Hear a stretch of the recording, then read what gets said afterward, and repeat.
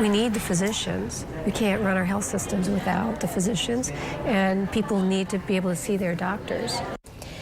91,000 fewer doctors by 2020. It's a shortage concerning our medical schools, our hospitals, and you. 24-Hour News 8's Amanda Jarrett has been looking into what's being done to make sure your care is not compromised. We know the Association of American Medical Colleges is pushing for change. They want Congress to lift the cap on funding for residency programs. For now, our med schools are working to try and find ways to prevent a bottleneck in doctor training.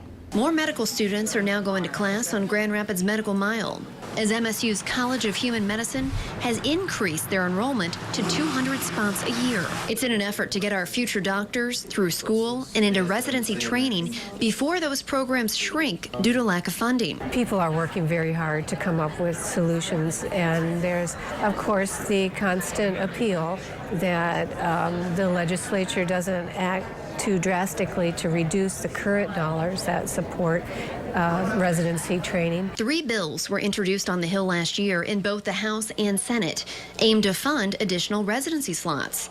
They were pushed into committee, but never got legs. We contacted the Association of American Medical Colleges Government Relations Office in D.C.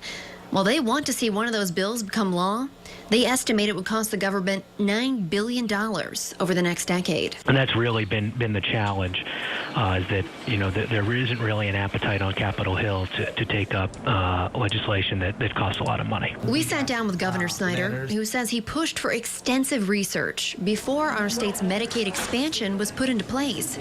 The governor says we have the resources to handle that, but says the potential doctor shortage needs to stay on our radar. Overall, we're in a pretty good shape, but let's keep working that issue, because I think long term it is an issue of concern. A concern pushing hospitals like Spectrum to look for what they call cost-effective new models and methods in their medical education program.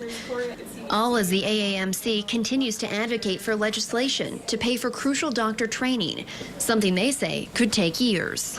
Marquez, the spokesperson with the AAMC, says the fact it's gained attention from both sides of the aisle on Capitol Hill is promising, and the discussions continue. In studio, Amanda Jarrett, 24-Hour News 8.